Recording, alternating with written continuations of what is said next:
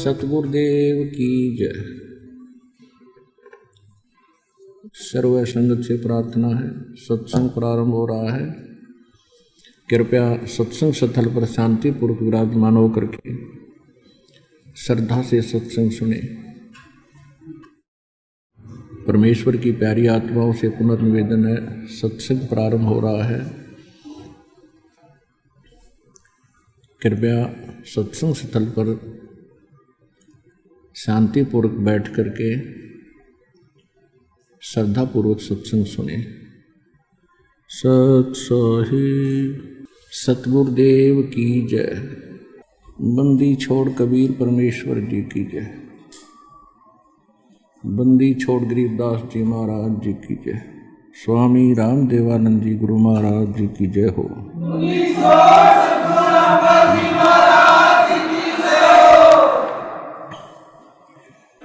गरीब नमो नमो सतपुरुष को नमस्कार गुरु की नहीं। सुर नर मुनि जन साधुआ संतों सर्वस्ती नहीं। सतगुरु साहेब संत सब डंडो तुम प्रणाम। आगे पीछे मध हुए तिनको जा कुर्बान।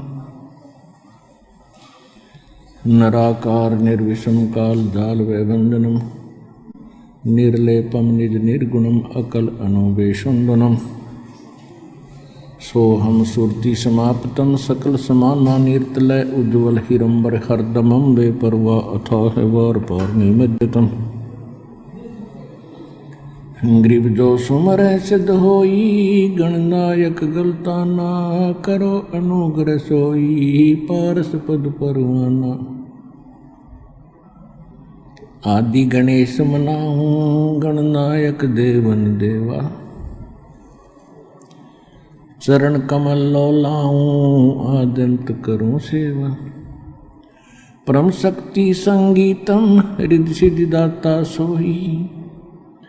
अवगत गुण अतीतम सत्य पुरुष निर्मोही। जगदम्बा जगदीशं मंगल रूप मुरारी। सुर नर मुनि जन ध्यावै धर्म।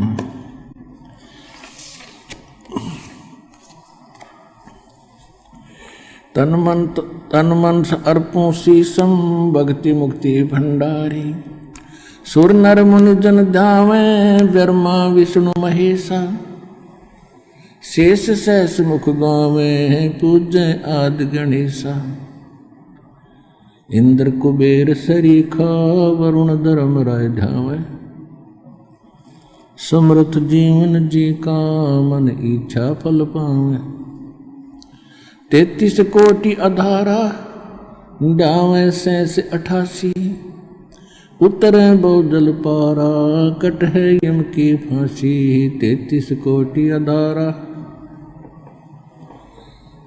ध्यावै सैस 88। उतरे बहुजल पारा कट है यम की फांसी। कर जोरूं विनती करूं धरूं चरण पर शीश। गुरु जी राम देवानंद जी महाराज ने दियो नाम बख्शीश। कोटि कोटि सिजदा करूं कोटि कोटि प्रणाम। चरण कमल में राखियो मैं बंदी जाम गुलाम। कुटा हूँ गुरुदेव का रामपाल दास का नाम। गले प्रेम की जेवड़ी झांखें चोवा जाऊं। तो करो तो बावड़ू दूर दूर करो तो जाऊं। जो राखो तो ही रहूं जो देवो सो खाऊं। जय इब के सतगुरु मिले सब दुख आँखों रो। चरणों ऊपर शीस धरूं, कहूँ जो कणियो। कबीर साईं मिलेंगे, पूछेंगे कुशलात, आदि अंत की सब कहूँ अपने दिल की बात। गुरु जी तुम ना भूलियो, चाहे लाख लोग मिल जाएं, हमसे तुमको बहुत है, तुमसे हमको ना। तुमरे विसारे क्या बने, मैं किसकी शरण में जाऊं। शिव ब्रंच मुनि नारदा, तिनके हृदय ना समाऊं। परम पिता परमात्मा पूर्ण ब्रह्म, सारी सृष्टि के रचनार कबीर परमेश्वर जी की असीम रजा से आप सभी पुण्यात्माएं परमेश्वर की महिमा सुनने के लिए उपस्थित हैं।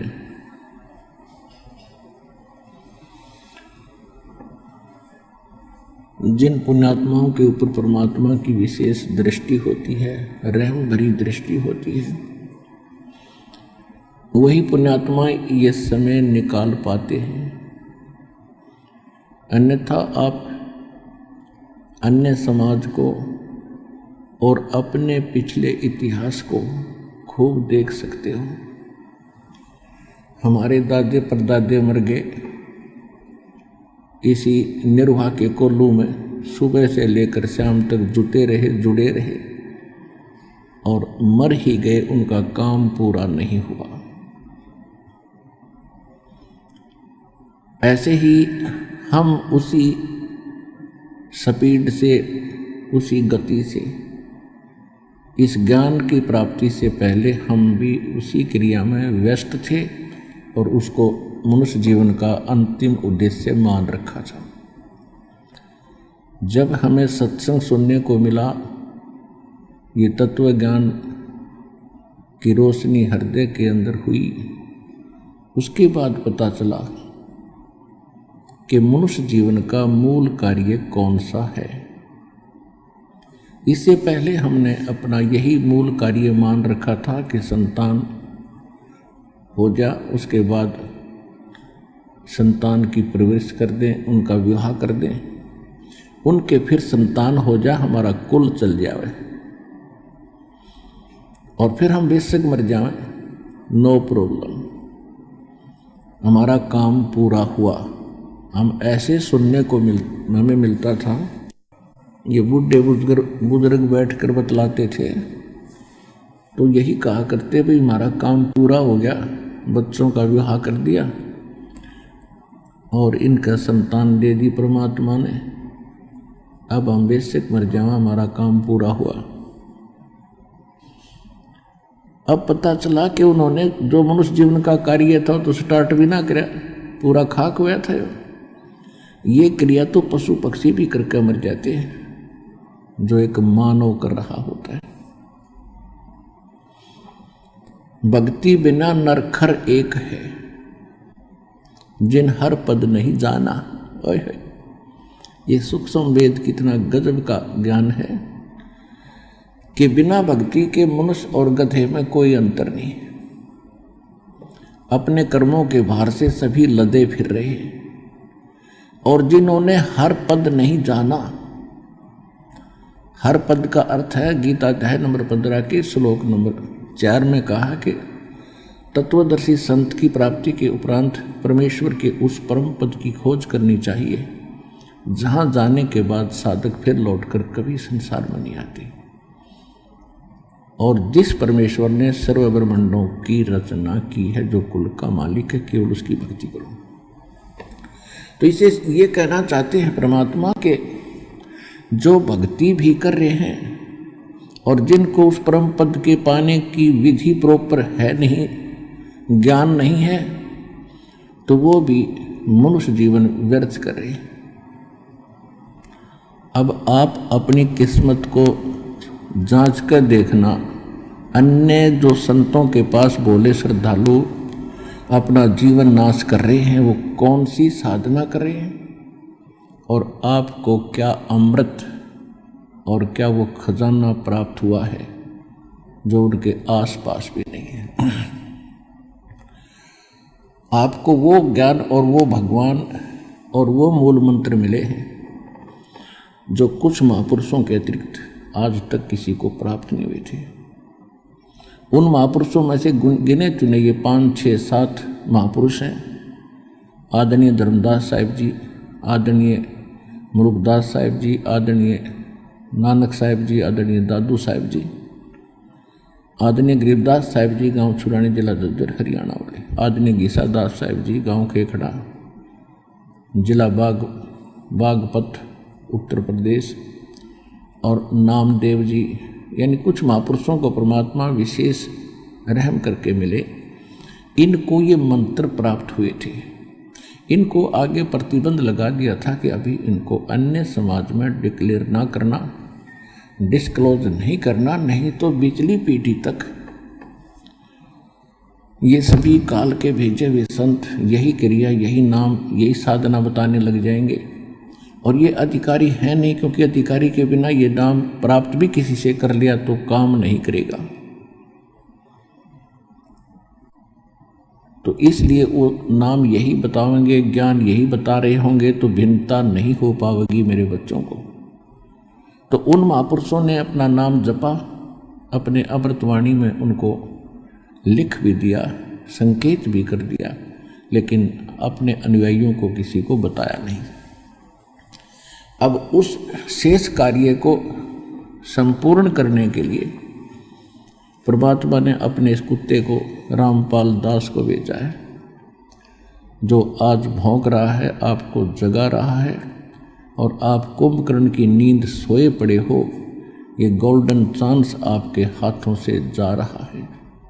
मानुष जन्म दुर्लभ है, ये मिले न बारंबार,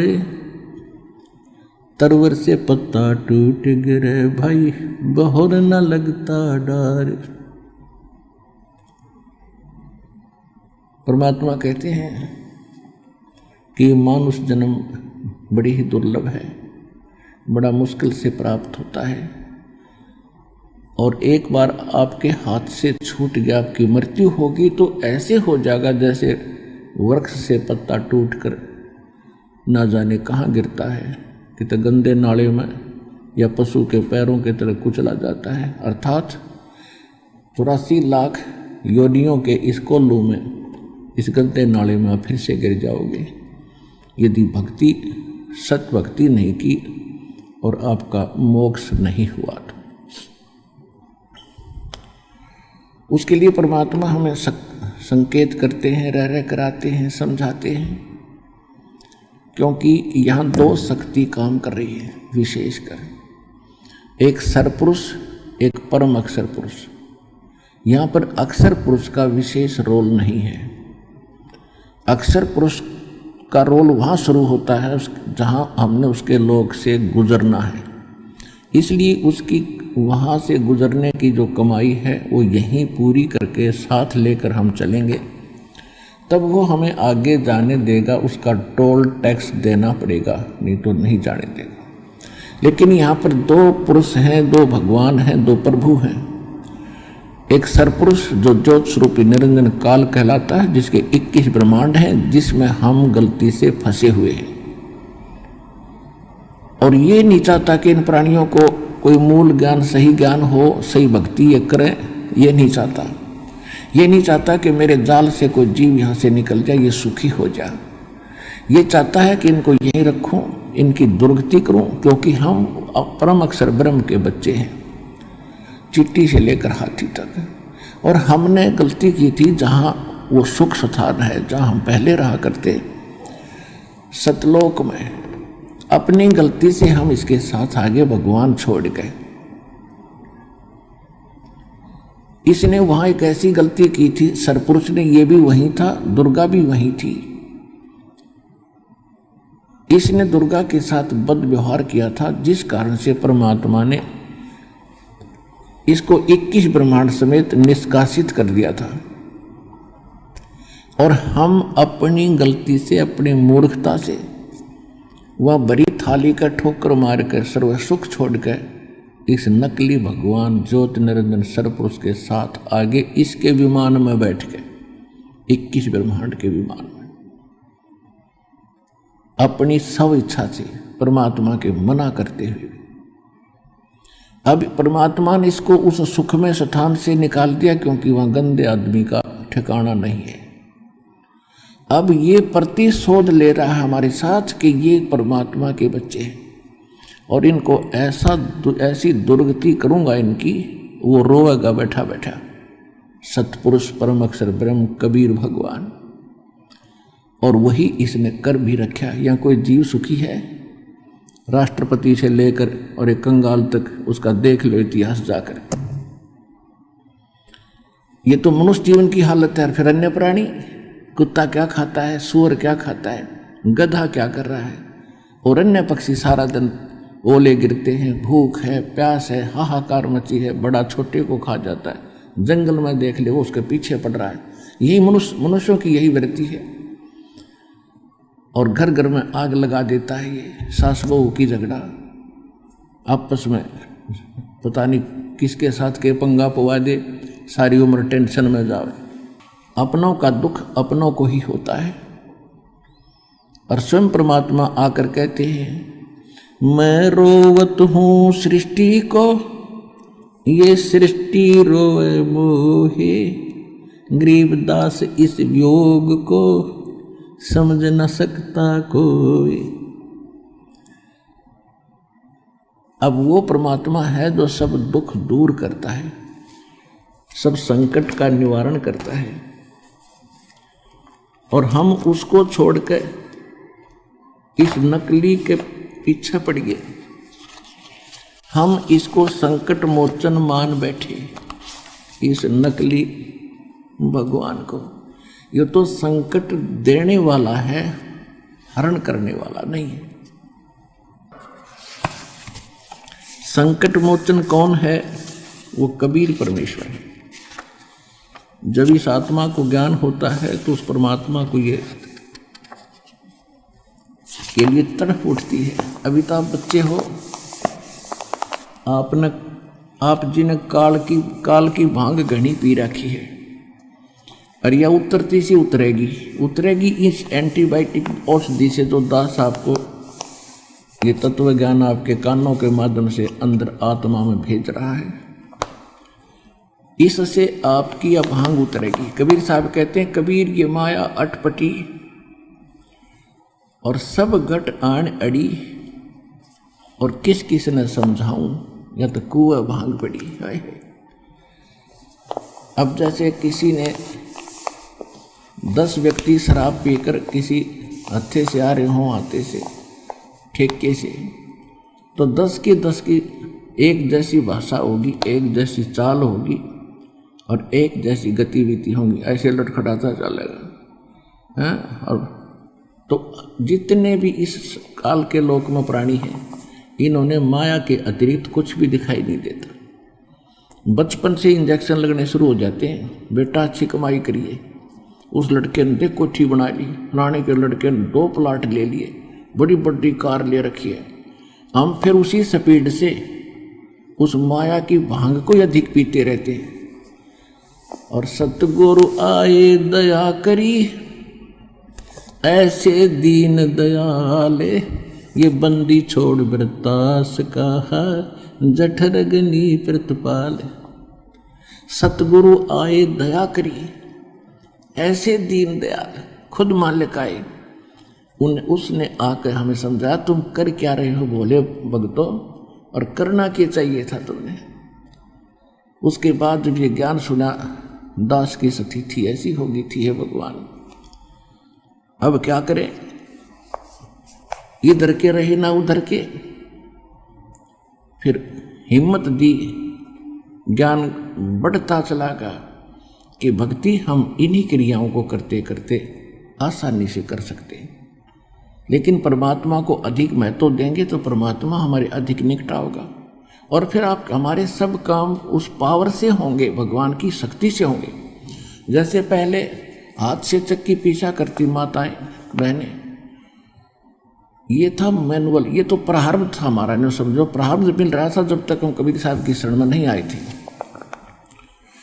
और जब इलेक्ट्रिकल ये सब इलेक्ट्रिक होगी, ये सब चक्कियाँ, आप बटन दाब दे, कट्टा कट 1 घंटे में 1 क्विंटल पीस ले।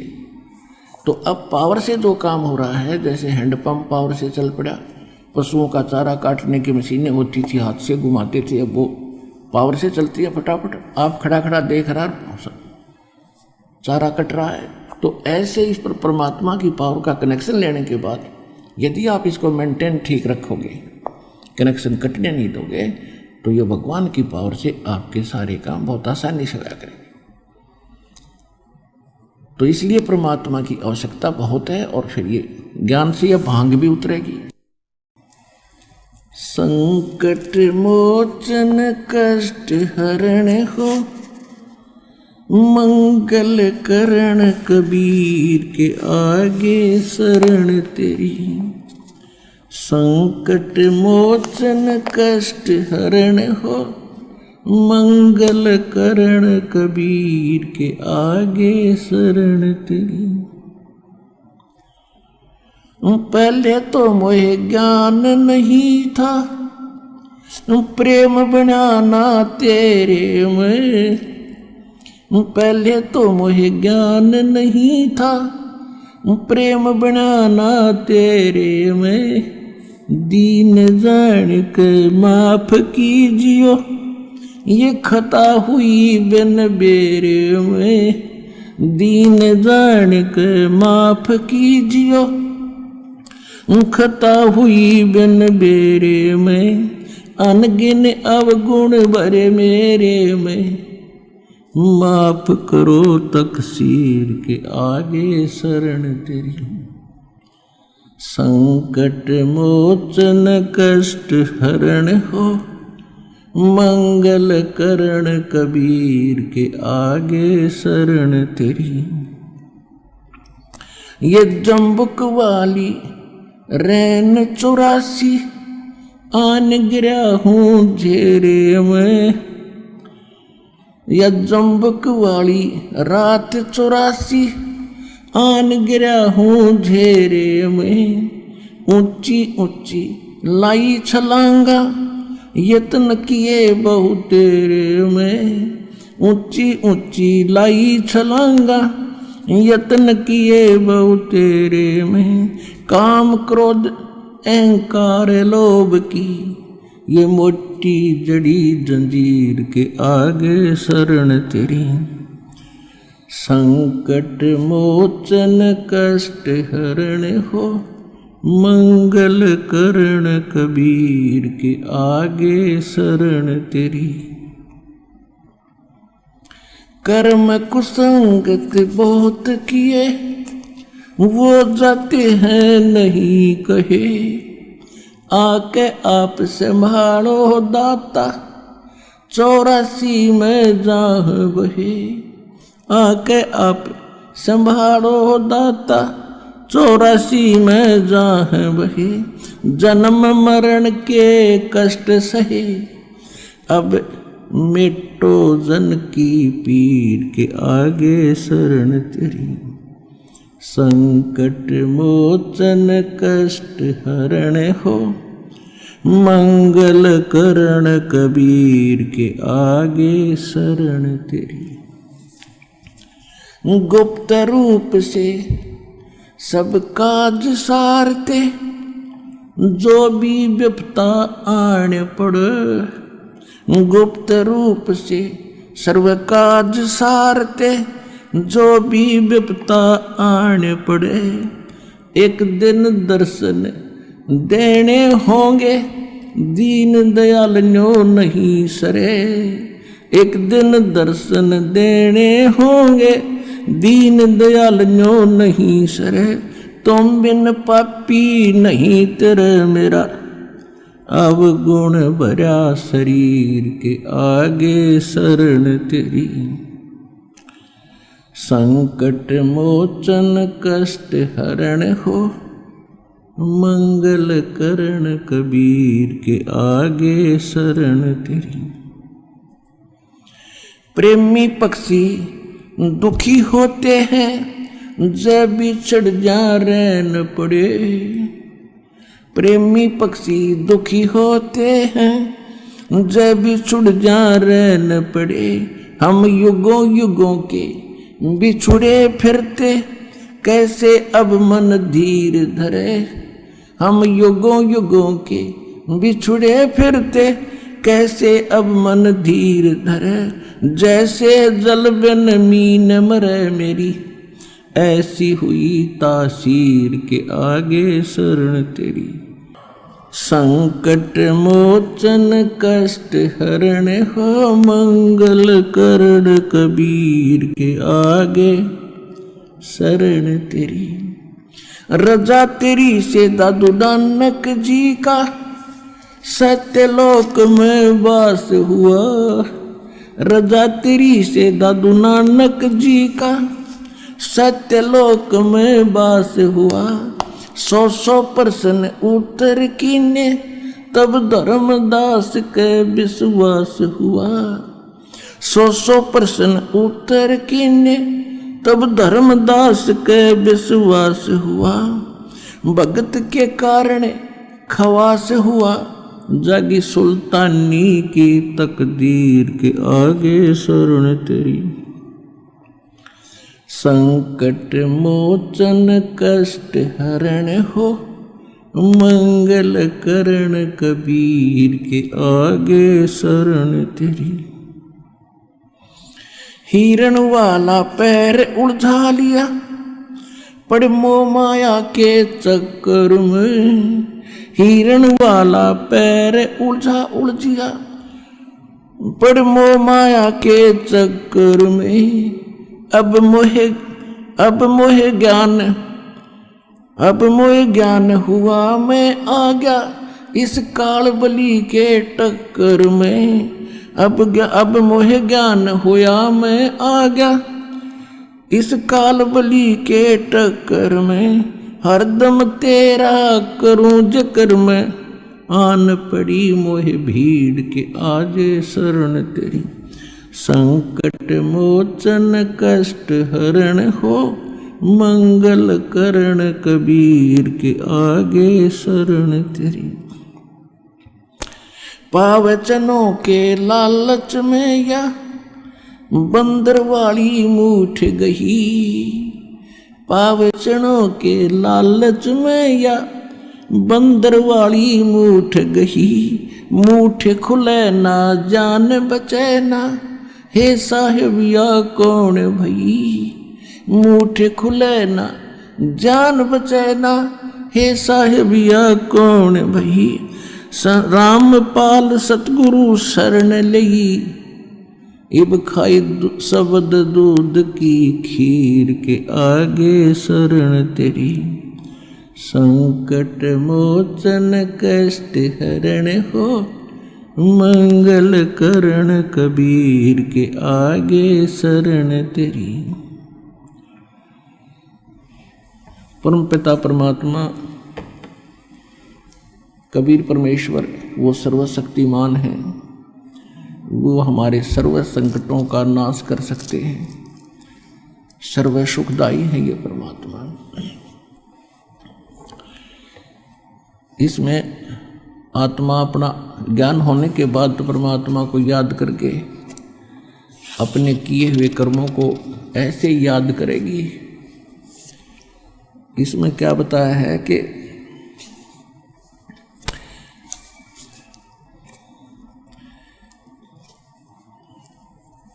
पावचनों के लालच में या बंदर आड़ी मूठ गही। ये बंदर पकड़ने वाले क्या करते हैं, एक बिल्कुल टाइट से मुंह की एक सुराही बनवाते स्पेशल टाइप की कुम्हार से। तो ऐसा करते थे पहले, और वो क्या करते हैं, उसको मिट्टी में दबा देते थे। उसकी गर्दन थोड़ी सी ऊपर रहती थी, और जिसके अंदर से बंदर का हाथ मुश्किल से प्रवेश तक कर जाता था, और उसमें कुछ चने डाल देते थे, उसका खाद्य जो बंदर को पसंद होता था, चने, और कुछ चने उसके आसपास उस सुराही के उस गड्ढे के चारों तरफ डाल देते थे। अब बंदर आता था पहले तो बाहर चने देखकर खाने के लिए वृक्ष से उतरकर, वो चने खाते खाता, फिर क्यों हम बेईमान तो हैं ही, अंदर दिखते ढेर सारे पड़े, तो हाथ फंसा के और मुट्ठी भर के, और फिर वो भागने की सोचता है। वो भागा कैसे, मुट्ठी फंस गई, मुट्ठी वो खोल नहीं सकता, उसका स्वभाव है, और टट्टी करे और चिल्लावे और मुट्ठी खुल नहीं, टर टर टर, उसको पता है कि मूर्ख न पता नहीं न छोड़ दूं।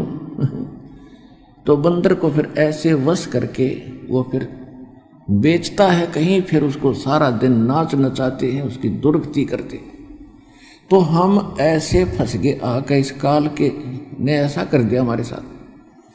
अब ये झूठे सुख, छोटी मोटी कोठी बंगले या मूठ भरवा रखी हमारी, रिया हमारे पर छूटे नहीं, इतना हम बचा नहीं, आड़े चिल्लाए जाएंगे, रिश्ते पकड़े रहेंगे। अब परमात्मा ने क्या किया,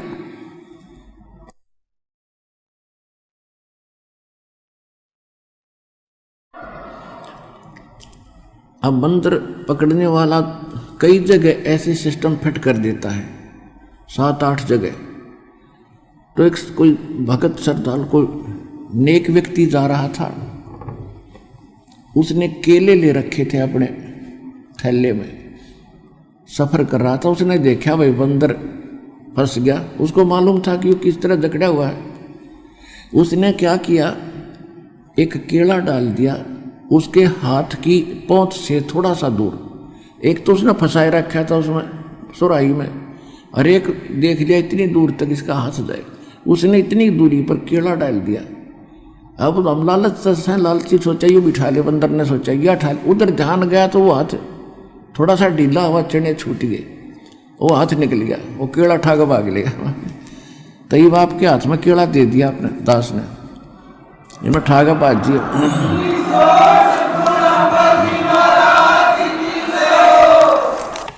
अब ये सतलोक का सच्चा सुख आपको याद दिला दिया, और ये भक्ति रूपी केड़ा आपके हाथ में दे दिया। तो इसको पकड़ने के लिए आपने वह मूठ छोड़ के आनी पड़ी। अब यहाँ आए हो ना, यह मूठ छूटे नहीं थी, हमारे दादे परदादे मर गए उड़े चिल्ला चिल्ला के।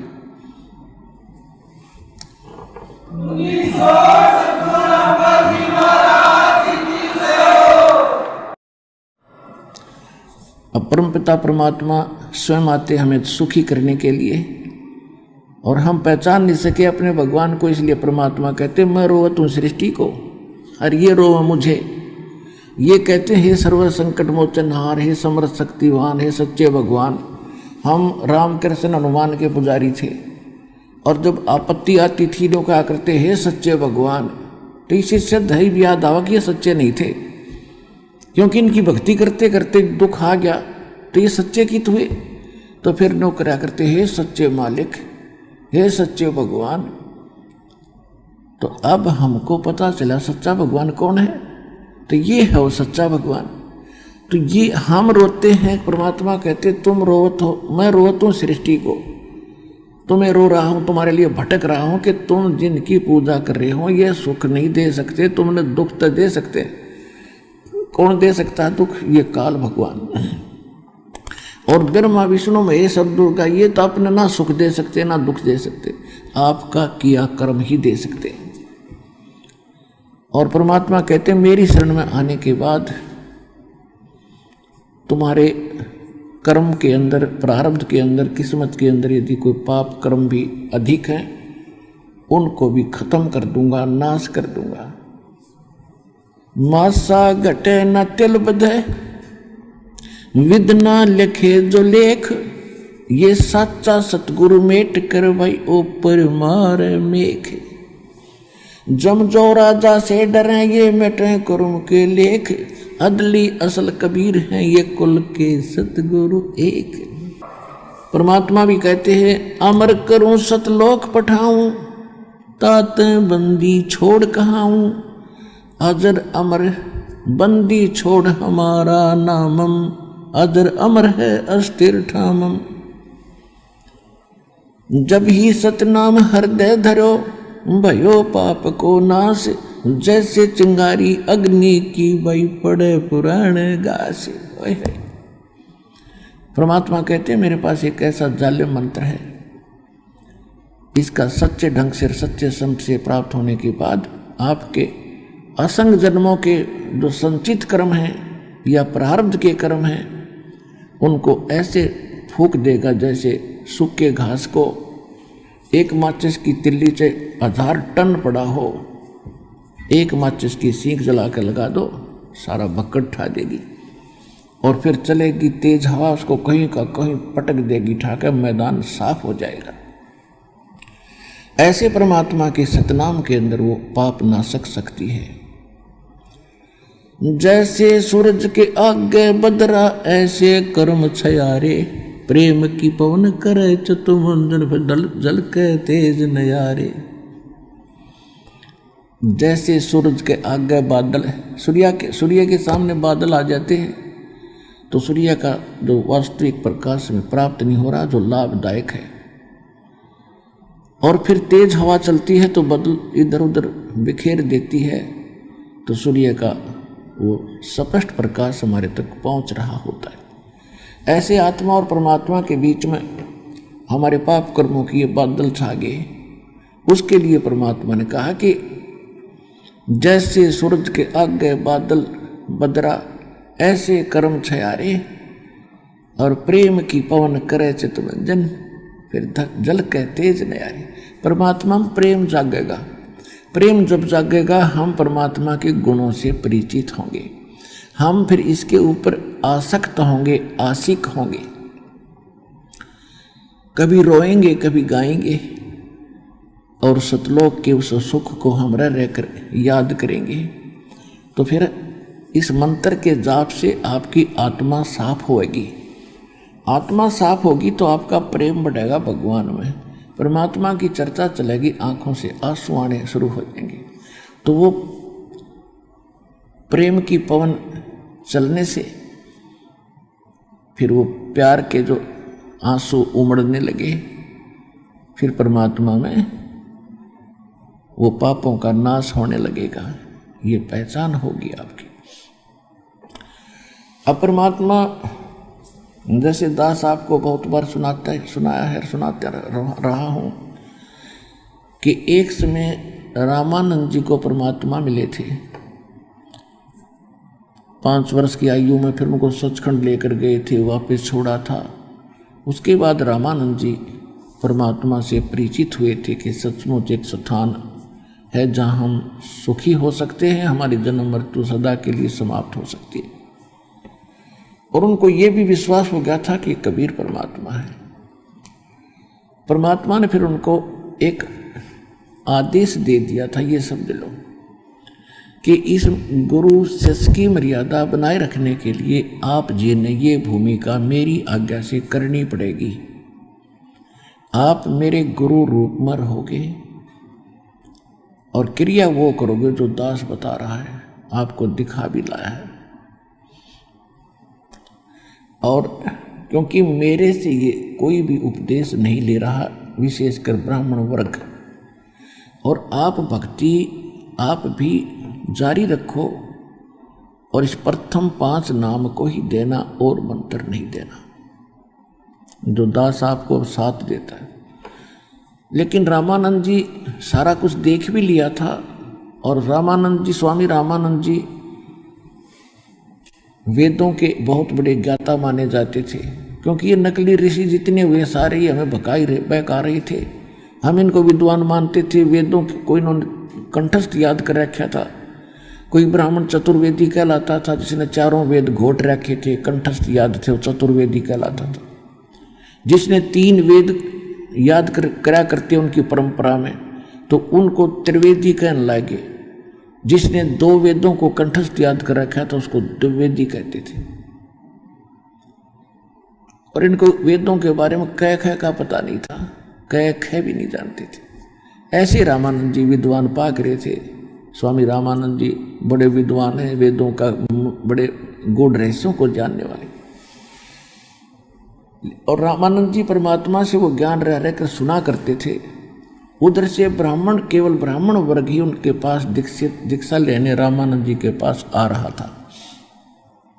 कबीर परमेश्वर से ब्राह्मण वर्ग दीक्षा नहीं ले रहा था, तो परमात्मा ने वो भी चाबी लानी थी, क्योंकि बच्चे तो ब्राह्मण भी भगवान के ही हैं।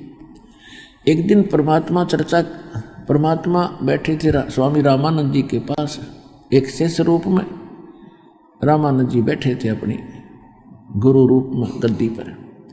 एक ब्राह्मण आया, महादुखी, सब जगह भटक करके अंत में वो रामानंद जी, स्वामी रामानंद जी के पास आया था। अब स्वामी रामानंद जी से उसने दीक्षा भी ले रखी थी, और स्वामी रामानंद जी से के बताए अनुसार उसने साधनाएं अनुष्ठान भी किए, लेकिन उसका कोई संकट निवारण नहीं हुआ। उसके 2 पुत्र 2 पुत्री थी, पत्नी थी, सभी मानसिक रोग से पीड़ित थे, कोई अपाहज स्थिति में पड़े थे, बड़ा कैर टूट रहा था। जब स्वामी रामानंद जी को वो अपनी व्याथा बता रहा था कि महाराज, मैंने आपके बताए अनुसार सब साधनाएं कर चुका हूँ और मुझसे कोई लाभ नहीं हो पा रहा, क्या करूँ? तो स्वामी रामानंद जी ने कहा कि देखो भक्त, मैंने जो क्रियाएं बताई इनसे राहत मिलनी चाहिए थी। यदि राहत नहीं मिली है तो ये तेरी किस्मत में लिखा हुआ प्रारब्ध का कर्म है, और ये तो ब्राह्मण भोगना पड़ेगा। उदाहरण दिया कि जैसे श्री रामचंद्र जी ने बाली को मारा था, सुग्रीव के भाई को, एक वृक्ष की ओट लेकर धोखा देकर, तो उसका बदला भी श्री कृष्ण रूप में उन्होंने उसी को से देना पड़ा। एक शिकारी बनकर वो बाली वाली आत्मा त्रेता युग में जन्मी, श्री कृष्ण राम यानी विष्णु वाली आत्मा, राम वाली आत्मा थी, और अंत में उस शिकारी ने श्री कृष्ण जी के पैर में तीर मारा, विषाक्त जहर से बुझा हुआ, जिससे श्री कृष्ण की मृत्यु हुई। तो बदला तो भाई ये कर्म तो भोगना ही पड़ेगा, ये तो प्रारब्ध में लिखा है। अब परमात्मा यही चाहते थे कि किसी तरह मेरी भी जो है सुरंग लग गई इस ब्राह्मण जाति में। तब परमात्मा ने कहा, स्वामी जी, वेदों के अंदर क्या पाप नाश करने का कोई विधान है भगवान का? स्वामी जी ने कहा, नहीं, वेदों में कोई ऐसा विधान नहीं है जिससे जीव के पाप नाश हो। परमात्मा ने कहा कि यजुर्वेद अध्याय नंबर 8 के मंत्र नंबर 13 में देखियो स्वामी जी, वो वहीं रखे थे वेद, तो उनके इनके दादा लाई हैं ब्राह्मणा के पहले से। उसने तुरंत खोल कर देखा, उसमें 6 बार लिख रखा है कि परमात्मा घोर पाप का विनाश कर दे। तो परमात्मा कहने लगे, मोती मुक्ता दर्शत नाही, ये जग है सब अंधरे, दिखत के तो नैन चश्म इनका, फिर मोतिया बिंदरे। अब रामानंद जी वो जानते थे उनको कि केवल कबीर दानक नहीं, ये परमात्मा है, लेकिन हमारी बुद्धि फिर भी कहीं ना कहीं स्लिप कर ही जाती है। रामानंद जी आंखों देखकर भी कभी कभी ये सोच लेते थे कि हो सकता है इन्होंने कोई लीला करके मुझे वैसे ही ऊपर नीचे कर दिया हो, लेकिन जब ऐसे ऐसे उदाहरण सामने रखते थे फिर वो दृढ़ हो जाते थे कि ना वो भगवान है। तो बता, वेदों को जाना हमने पढ़ पढ़ कर मर गए, हमारा समझ में नहीं आई। यहाँ परमात्मा कहते हैं, गुरु बिन वेद पढ़े जो प्राणी, और समझे न सार रहे ज्ञानी। गुरु बिन काहू न पाया ज्ञाना, जो थोथा पूछड़े मूढ़ किसाना। तो परमात्मा ने कहा कि स्वामी रामानंद जी, वेद क्या कह रहे हैं? ये पूर्ण परमात्मा, परम अक्षर ब्रह्म, सर्वगतम ब्रह्म, सभी पापों का नाश कर देता है। उसकी साधना वेदों में नहीं है।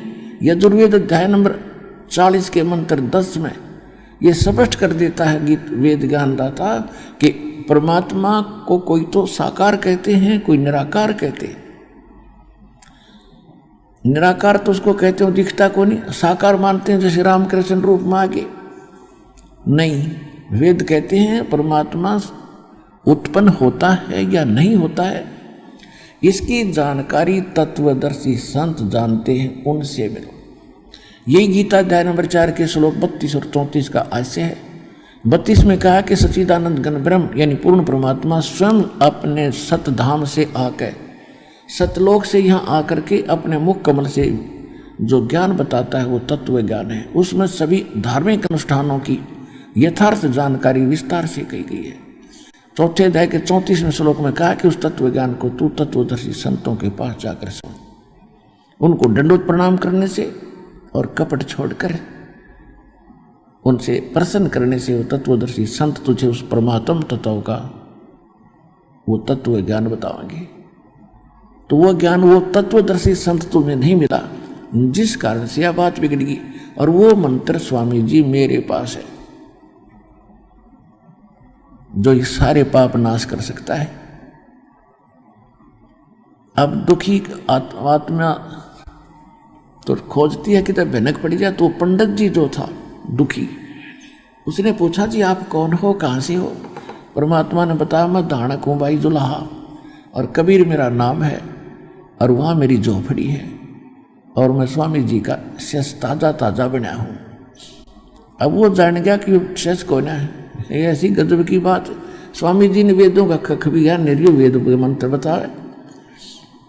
वो तो पता पर पूछ कर सामने जा लिया, माथा टेका जाकर स्वामी परमात्मा के चरणों में, अकेला गया। जो ही मालिक ने सिर पे हाथ रखा वो भी एकदम टनों भार उतर गया। ओए होए होए। परमात्मा बोले नाम ले भाई, यो तो एक फर्स्ट एड है तेरी, ये बता रोग बहुत गणाते रहे तेरे, अब दीक्षा लेनी पड़ेगी ब्राह्मण। और एक बात और सुन ले, यदि तूने दीक्षा लेकर और कहीं लोक लाज कर दी और नाम भी नहीं बताया गुरु का शर्म के मारे, तो तेरे पे वो जो का तो कहर फिर दे देगा। ये काल बड़ा भयंकर है।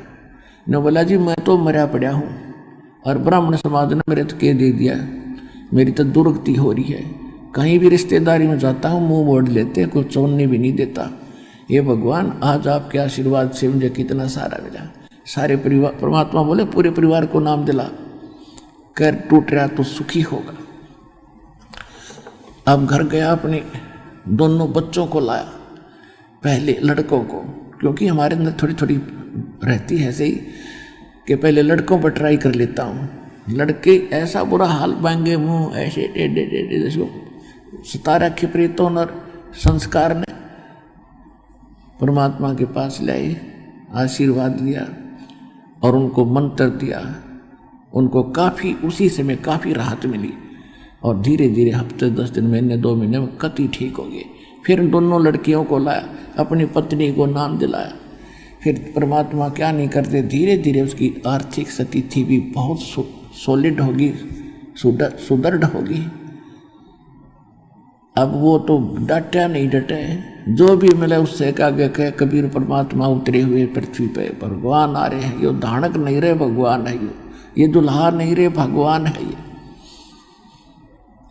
कबीर पर्वत पर्वत में फिरा, कारण अपने राम, राम जैसे संत मिले भाई जिन सारे सब काम। ऐसे ही और भी कई अन्य जाति वाले भी परमात्मा के पास आने लगे, दीक्षा लेने लगे। परमात्मा एक एक दिन में हजारों जगह प्रकट हो जाती थी, अन्य जगह जगह पर नाना रूप बना के, और कहीं भी खड़ा होकर के अपनी अमृतवाणी का उच्चारण शुरू कर देते, जैसे ये डुगडुगी बजाने वाले करते हैं। एक तारा लेकर खड़े हो गए कि चौराहे पे, और मालिक की वाणी आत्मा ने छू जाती है। सुकर्म कर ले, नाम सुमर ले, सुकर्म कर ले, कौन जाने कल की, खबर नहीं पल की। इस तरह की आवाज परमात्मा बतावे, आत्मा खड़ी हो जाती है, स्तब्ध हो जाती है सुन के।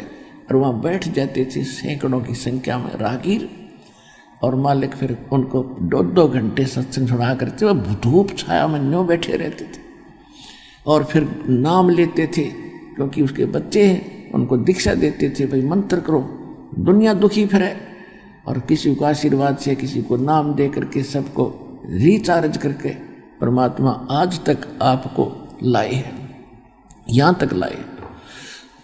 उस समय परमात्मा के 64 लाख शिष्य हुए थे कबीर भगवान के।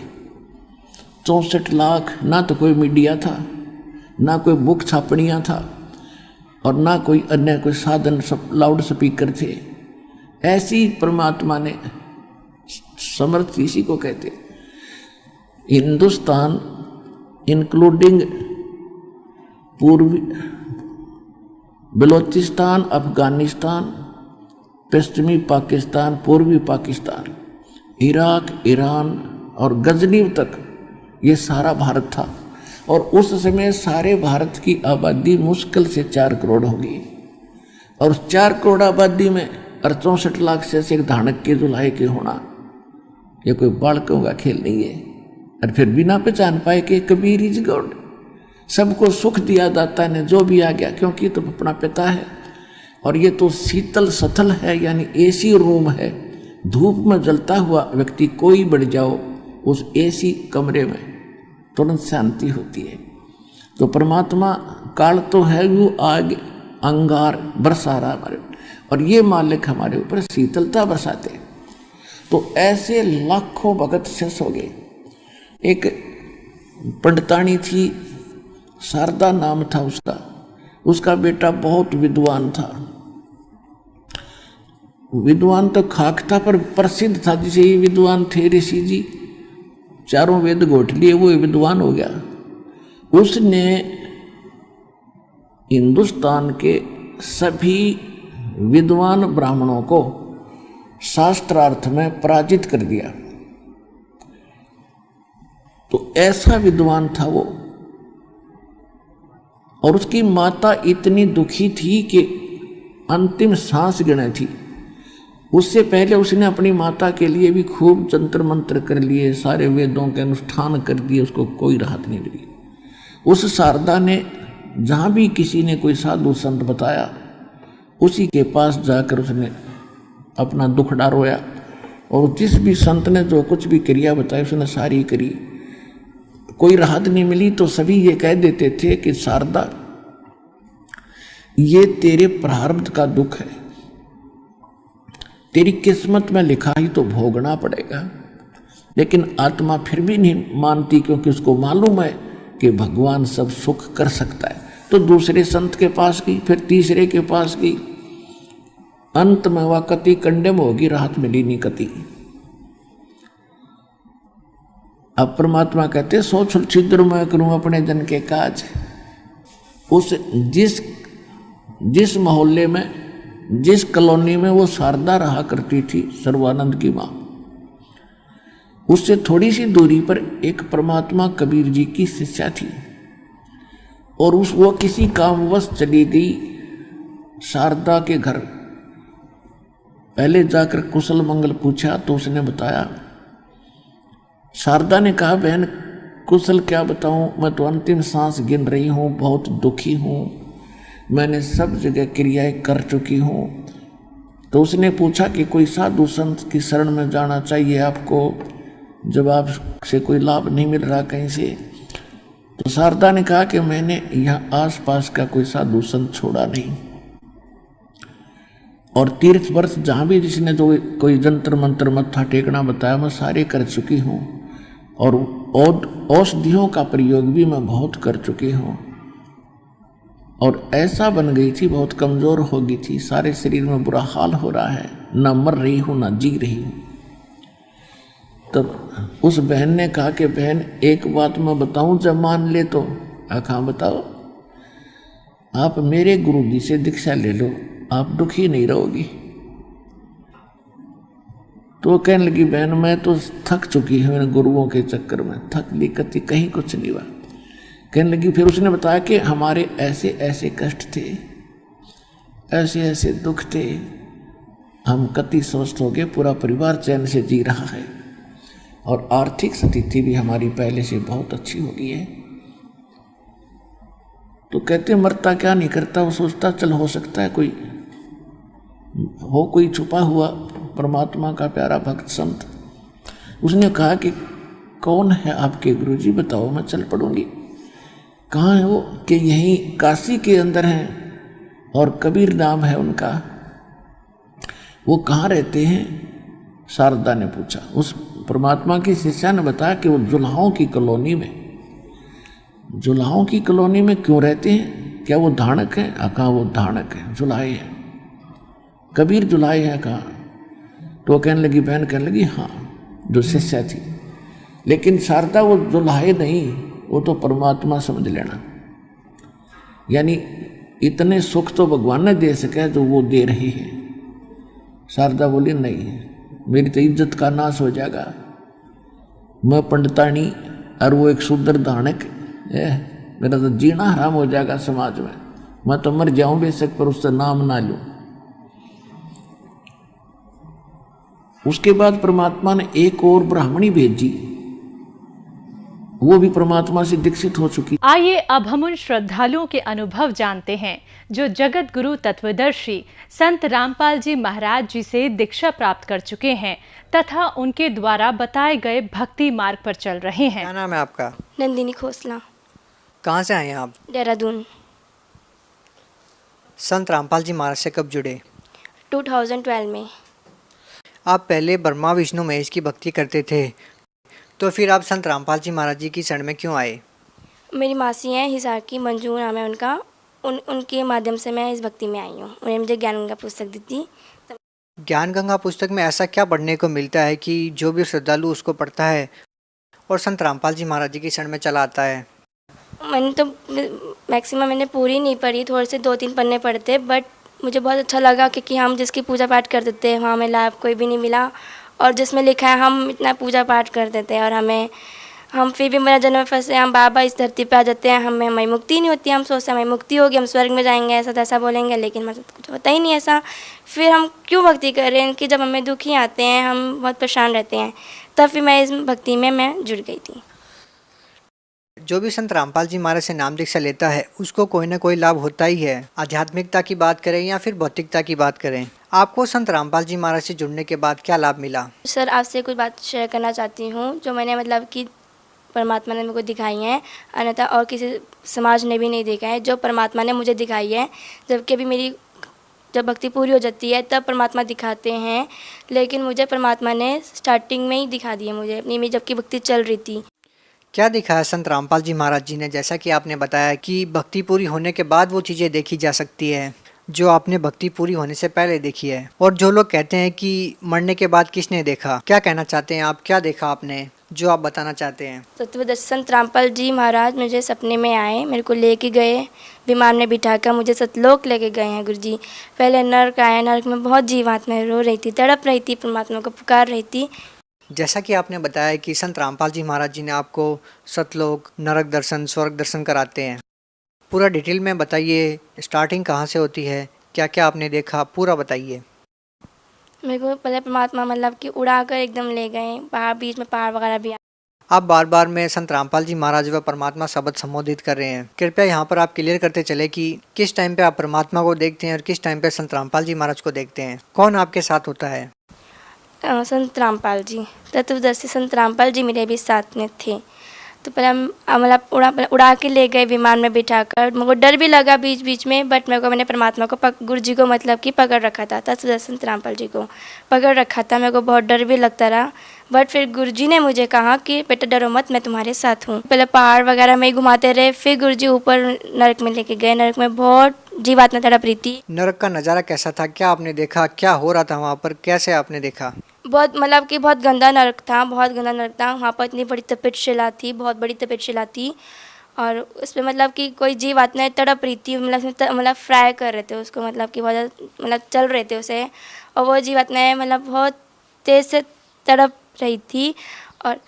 और मतलब कि आगे मतलब कहीं को मतलब कि घसे जा रहा था, किसी मतलब कि कोड़ों से मारा जा रहा था, बहुत ज़्यादा मतलब कि अपने पापों को वो कर रही थी, वो भुगतान कर रही थी और गुरुजी मतलब तत्वदर्शी संत रामपाल जी महाराज मेरे बगल में थे और उन्होंने मतलब कि मुंह फेर लिया था, वो पीछे तरफ कर लिया था और मैंने गुरुजी को देख लिया कि गुरुजी रो रहे थे। मैंने देखा गुरुजी को तो मैंने बोला कि गुरुजी आप क्यों रो रहे हो, परमात्मा मुझे बताओ आप क्यों रो रहे हो। और लेकिन मुझे गुरुजी ने कहा नहीं मैं रो नहीं रहा हूँ, मुझे रोना नहीं आता है, मैं नहीं रोता हूँ। मैंने कहा नहीं गुरुजी मुझे बताओ, मेरी आँखों में उस वक्त में बहुत आंसू आ गए थे और मैं रो पड़ी थी। फिर गुरुजी ने कहा कि बेटा देख मेरी जीव आत्मा कैसे तड़प रही थी, मेरे को पुकार रही थी, बट मेरी कोई अब तभी नाम दीक्षा लेंगे जब ये मतलब कि अब ये जब मेरे को प्राप्त करेंगे तो दोबारा से इनको मनुष्य जीवन मिलेगा, तभी मेरे को प्राप्त करके तभी भक्ति करके तब चलेंगे मेरे साथ। मैंने कहा ठीक है गुरुजी। मतलब मेरे को आंसू आ गए थे गुरुजी के और गुरुजी में भी आ गए थे। फिर गुरुजी आगे स्वर्ग में लेके गए। स्वर्ग में बहुत अच्छा था, मतलब बहुत अच्छा रहन सहन था वहाँ पर, बहुत अच्छा रहन सहन था वहाँ पर। मतलब कि डांस वगैरह नाच गाने वगैरह भी चल रहे थे और वहाँ पर जिनकी भक्ति अच्छी होगी वो मतलब कि वहाँ पर सब ठाट मजे कर रहे थे वहाँ पर वो। फिर आगे ब्रह्मा विष्णु महेश मतलब आगे गुरुजी, फिर आगे विमान में बैठे बैठे ही आगे गए हम, आगे पहाड़ भी थे वगैरह भी थे। फिर आगे हम ब्रह्मा विष्णु महेश के लोक में गए हम, वो सब बैठे हुए थे अपनी बातें वगैरह कर रहे थे, बहुत सुंदर लग रहे थे वो, बहुत बहुत सुंदर लग रहे थे वो। फिर आगे परमात्मा मतलब आगे फिर पहाड़ काला सा अंधेरा आ गया, फिर अंधेरा फिर से आ गया। फिर मतलब आगे ज्योति निरंजन काल बैठा हुआ था वहाँ पे और मैं उसे देख के बहुत डर गई थी। मैं उस वक्त कबीर परमात्मा आ गए थे। उस वक्त जगत गुरु तत्वदर्शी संत रामपाल जी महाराज नहीं थे, कबीर परमात्मा थे और मैं कबीर परमात्मा के बगल में खड़ी थी। बट मेरे को डर लगने लगा, आगे सामने ज्योति निरंजन काल था, मैं गुरुजी के पीछे छुप गई। अब मेरा गुरुजी ने मेरा लेफ्ट साइड हैंड पकड़ के मुझे आगे लेके आए। लेकिन अभी आपने कहा कि जगत गुरु तत्वदर्शी संत रामपाल जी महाराज नहीं थे, केवल कबीर साहिब थे, तो फिर आप कह रहे हैं कि आप गुरुजी के पीछे छुप गए, ये कैसे? कबीर परमात्मा के पीछे छुप गई थी मैं। फिर मतलब परमात्मा ने मेरे को आगे अपने बराबर में मुझे खड़ा करा और कहा कि क्यों डर रहे हो, मैं तेरे साथ हूँ, मैं तुम्हारे साथ हूँ। मैंने कहा ठीक है परमात्मा। फिर आगे ज्योति निरंजन बैठा था, उसके मतलब कि कुंडल जैसे बाल थे, बहुत घने घने बाल थे और वो मतलब बहुत बड़ा था, मतलब उसका शरीर भी इतना, बॉडी इतनी गंदी थी उसकी, बहुत गंदी थी वो, बहुत गंदा दिख रहा था वो। लंबी मतलब मोटी मोटी सी आँखें, मतलब बड़ी बड़ी नाक वगैरह, और उसके नेल्स भी कितने गंदे थे उसके, बहुत गंदा इंसान था वो, मतलब बहुत गंदा था वो। और उसे डर भी लग रहा था, बहुत डरावना था बहुत ज़्यादा। फिर उसने मेरे को रोक लिया, उसने मेरे को रोका क्योंकि ये परमात्मा, वो मतलब पहले गुरुजी को कैसे हो गया और कहा कि गुरुजी पिता परमात्मा इसे कहाँ लेके जा रहे हो, इसकी भक्ति नहीं है, इसे कहाँ लेके जा रहे हो। फिर पिता परमात्मा कबीर परमात्मा ने कहा इसकी भक्ति पूरी है, देख लो। और फिर उन्होंने देखा, ज्योति निरंजन काल ने देखा मेरी भक्ति को, मतलब कि उसने अपनी रील वगैरह चलाई, उसने देखा कि उसकी भक्ति पूरी थी और मेरी मतलब भक्ति पूरी हो गई थी। फिर आगे कहा कि हाँ इसे जी परमात्मा इसे आप ले जा सकते हो। वो ऐसे कहने लग गया ज्योति निरंजन कि जी परमात्मा इसे आप ले जा सकते हो, इसकी भक्ति पूरी है। तो आगे ठीक है जी। फिर गुरुजी ने कहा, उसने अपना सिर मतलब यूँ कर लिया और सिर रख के मैंने उसके ऊपर पैर रखा। पैर रखते ही मेरे को बहुत डर लगा। मैंने गुरुजी को बोला गुरुजी मैं नहीं रख पाऊँगी, मुझे बहुत डर लग रहा है। कि नहीं मैं तेरे साथ हूँ, ये कुछ नहीं करेगा, तू पैर रख इसके सिर पे। फिर मैंने पैर रखा सिर पे और उसका सिर ऐसे हो गया था, नीचे इसने कर लिया था और मैंने सिर पे पैर रखा उसके। फिर मतलब विमान आगे मुझे लेके चले गए परमात्मा। आगे अंधेरा सा आया, मतलब कि पहाड़ भी आए, परमात्मा एकदम बहुत तेज़ स्पीड में लेके गए विमान को। बहुत सुंदर विमान था और आगे तेज़ स्पीड में लेके गए। और कुछ बातें मैं आपको 100 में से 10% मैं शायद बता पाऊँगी, क्योंकि मैं कुछ बातों का मैं वर्णन नहीं कर पा रही हूँ कि मैं उन शब्द उन जो मैं कहना चाह रही हूँ उन वर्ड्स में नहीं दे पा रही हूँ, मुझे समझ नहीं आ रहा है। सतलोक के बारे में मैं कहना चाहती हूँ कि फिर मेरे को पूरी सतलोक ले गए। इतना बड़ा सुंदर गेट था, मतलब चमकदार गेट था, मतलब उसमें रोशनी सी आ रही थी, जैसे गुरुजी का घर आने लगा, अपना परमात्मा पिता का घर आने लगा, हमारा घर आने लगा। तब फिर वो बहुत रोशनी आ रही थी उसे आगे उसमें से। तब फिर हमने वो गुरुजी को देखते उसने गेट को अपने आप खुल गया। फिर हम आगे गए, आगे बहुत अच्छे मतलब कि शीश महल वगैरह ऐसे मतलब इस टाइप में था, बहुत सुंदर महल थे, इतने सुंदर सुंदर महल थे अंदर, मतलब कि काफ़ी और खाली पड़े थे, मतलब कि काफ़ी मतलब एक मैक्सिमम कम भरा होगा, एक भी कमरा मतलब कम वो है मतलब। और सब देख के मतलब खुश भी होते।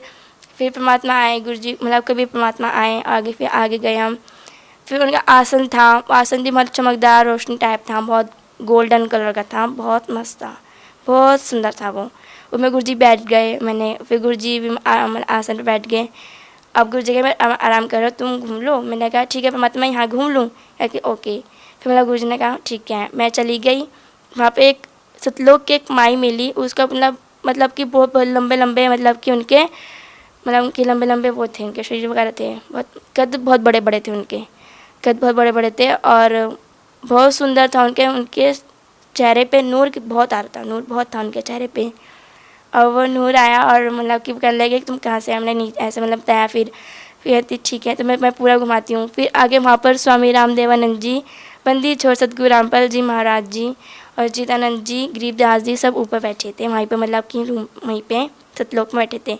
तो मैं उनको देख के मैं बहुत खुश हुई। मैंने उनको देख के दंडवत प्रणाम करी। दंडवत प्रणाम करके और मैंने से बातचीत की, चरणों की सेवा दी और मैं मतलब मुझे आँख में रोना आ गया और मैं भागकर मैं गुरु जी के भी परमात्मा के चरणों में मैं गिर गई और मुझे रोना आ गया उनके चरणों पे। फिर गुरु जी उठ गए, मतलब सो रखे थे वो, तो गुरु जी सो रखे थे, मैं उठ गई और फिर गुरु जी कहे क्यों रो रहे हो? मैंने गुरु जी आपने मेरे को बहुत बड़ी चीज़ दे दी है, अब मैं परमात्मा कभी नहीं जाऊँगी, अब मैं यहीं रहूँगी आपके पास। फिर गुरु जी ने कहा नहीं, तुम नीचे जाओगी, वो भक्ति मेरी थी और अपनी भक्ति जो मंत्र मैं देता हूँ उन मंत्र का जाप करो, फिर तुम्हारी भक्ति पूरी हो जाएगी, फिर तुम आ जाना वापस इस यहाँ पर अपने घर में। फिर गुरु जी ने कहा वो मेरी भक्ति थी, सिर्फ दिखाया है कि तुम आगे मतलब कि अपनी भक्ति ढंग से कर सको, दृढ़ बन के कर सको, इसलिए दिखाया है, और अपनी भक्ति जल्द अच्छे से कर और नीचे जाइयो तू। फिर परमात्मा ने, मैंने कहा, गुरु जी ने कहा तुम्हें भूख लग रही है? मैंने कहा जी परमात्मा मुझे भूख लग रही है। क्या खाओगे? फिर गुरु जी ने, मैंने कहा कि गुरु जी खीर खाऊंगी, परमात्मा मुझे खीर खानी है। फिर गुरु जी ने मुझे खीर खिलाई, 2 कटोरी मैंने खीर खाई, बहुत टेस्टी थी। मतलब उसमें इतना जो हम घर में बनाते हैं, जो हम नीचे खाते हैं, उसमें कोई मतलब वो था ही नहीं, एकदम इतनी स्वादिष्ट से, मतलब पता नहीं हमने कहा ऐसे कौन सी खाई हमने कि आज तक वो स्वाद है, अभी तक है मेरे मुँह में। हाँ मुझे फील हो रही थी जब मतलब कि मैं अपने मतलब कि मैं उठी, तब मेरे को फील हुई थी, तब मतलब कि मैंने ऊपर खीर खाई 2 कटोरी, तो मेरा पेट भरा हुआ था, मुझे फील हो रहा था उस वक्त। अक्सर जो लोग भक्ति करते हैं, साधनाएं करते हैं, उनको कुछ भी प्राप्त नहीं होता है, कुछ भी चीज़ें नहीं मिलती है। संत रामपाल जी महाराज की शरण में जो भी आता है उनको फील होता है, उनको पता होता है कि अध्यात्म से अच्छी तरह से जुड़े हुए हैं। तो जो लोग कहते हैं कि मरने के बाद किसने देखा, तो आपने मरने के बाद जहाँ लोग जाते हैं, स्वर्ग में जाते हैं, नरक में जाते हैं, वो आपने देखा, आपने स्वर्ग देखा, नरक देखा। आप उन लोगों को क्या कहना चाहेंगे जो लोग ये कहते हैं कि मरने के बाद किसने देखा? जो लोग ये कहते हैं कि किसने देखा, मरने के बाद किसने देखा है, लेकिन मैं कहती हूँ मैंने देखा है, परमात्मा ने मुझे दिखाया है। और आप इस भक्ति में आए, जगत संत रामपाल जी महाराज जी की भक्ति में आओ, और फिर आपको जो मुझे दिखाया है, फिर उस भक्ति से आपको भी माता दिखा सकते हैं और उनके बारे में पता भी चलेगा आपको। अभी जो आपने ये बताया, ये आध्यात्मिक लाभ है, ये व्यक्ति को मरने के बाद प्राप्त होते हैं, लेकिन इस संसार में रहने के लिए भी भौतिक लाभ की, मानसिक लाभ की ज़रूरत होती है इंसान को। संत रामपाल जी महाराज से नाम दीक्षा लेने के बाद आपको इस पृथ्वी लोक पे क्या लाभ मिले? तो मेरी मम्मी की तबीयत बहुत ख़राब हो रही थी, मतलब नाम उपदेश लेने से पहले बहुत ज़्यादा ख़राब थी। हमने जगह जगह जाकर हमने देवी देवताओं को पूजा, बहुत जगह जगह जाए, झाड़ झपटे करवाए, हमें कोई भी लाभ नहीं हुआ। हमने बहुत पैसा खर्च करा, बट मम्मा को कोई वो नहीं, मतलब कि से कुछ नहीं हुआ, मतलब आराम वगैरह कहीं नहीं मिला। फिर एक मेरी मासी हैं, मंजू नाम है उनका, हिसार से हैं वे उन्होंने हमें फिर इस भक्ति मार्ग में हमें बताया कि इस भक्ति में लोगों सब ठीक हो जाओगे। तब अब से मम्मा काफ़ी ठीक है परमात्मा की दया से। क्या आपका मानना है कि संत रामपाल जी महाराज जी से जो भी व्यक्ति अब नाम लेगा, उनको भी वैसे ही लाभ होंगे जैसे आपको हो रहे हैं? हाँ जी ज़रूर होंगे, उनको मतलब जो हमें लाभ हुए हैं वैसे उनको भी लाभ होंगे। भगत समाज को क्या संदेश देना चाहते हैं? भगत समाज को यही संदेश देना चाहती हूँ कि इन परमात्मा की भक्ति में आएँ और अपना जन्म मरण से पीछा छुड़ाएं। जो पुस्तक आपने पढ़ी ज्ञान गंगा, उस पुस्तक को पढ़ने के बाद आपका जीवन बदल गया, वो पुस्तक श्रद्धालु कैसे मंगवा सकते हैं? साधना टीवी पे वो जो येलो कलर की नीचे वो पट्टी सी आती है, उस पे मतलब कि निम्न नंबर्स भी हैं, जिसे अपने आप पुस्तक कांटेक्ट कर सकते हैं, उनसे कांटेक्ट कर सकते हैं और पुस्तक ले सकते हैं। बहुत बहुत धन्यवाद। सत साहिब।